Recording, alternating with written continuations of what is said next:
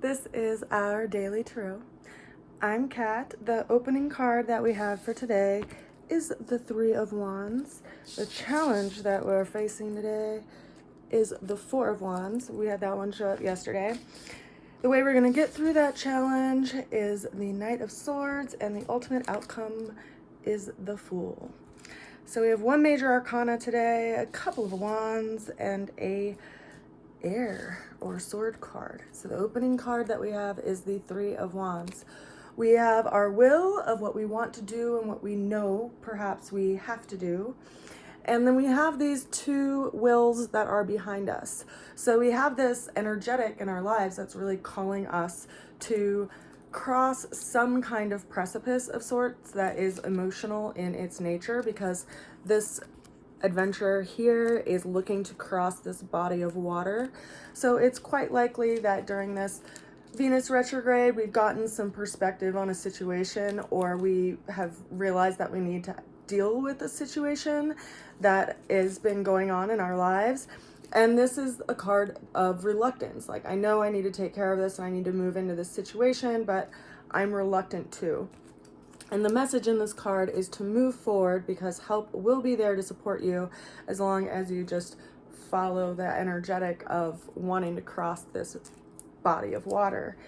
The challenge that we're facing today is the Four of Wands. So we had this show up yesterday as our opening card, but it's coming in today as a challenge, perhaps because we feel like we have a lot to do, whereas maybe today we want a day of rest. You know, we want a day of just relaxation, but there's so much to do. So we may be feeling pulled from our own center and from our own sense of rest to engage in some activity, and it's a challenge in some way to us.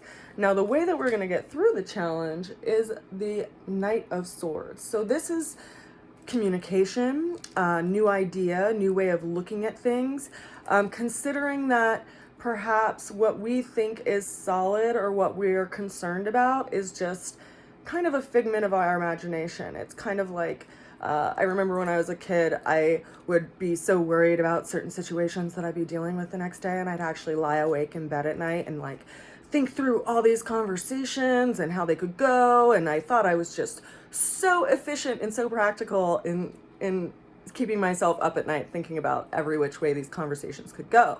But the problem with that was that I wasn't there for the conversation, because I was so wrapped up in my mind around what needed to be said that I couldn't actually be in exchange with someone. So this is reminding us that the situation hasn't landed yet. There are things that are up in the air and we may feel kind of swept away with it, but allow things to come together, allow things to land, because a lot of it is just all in this kind of fretting of possibility kind of zone in our minds, right? Now, the ultimate outcome that we have for today is the Fool card. This is associated with the planet of Uranus, which is in Taurus right now and has been for a couple of years. But this is a card that brings up unexpected change, and in that way, it's related to Uranus.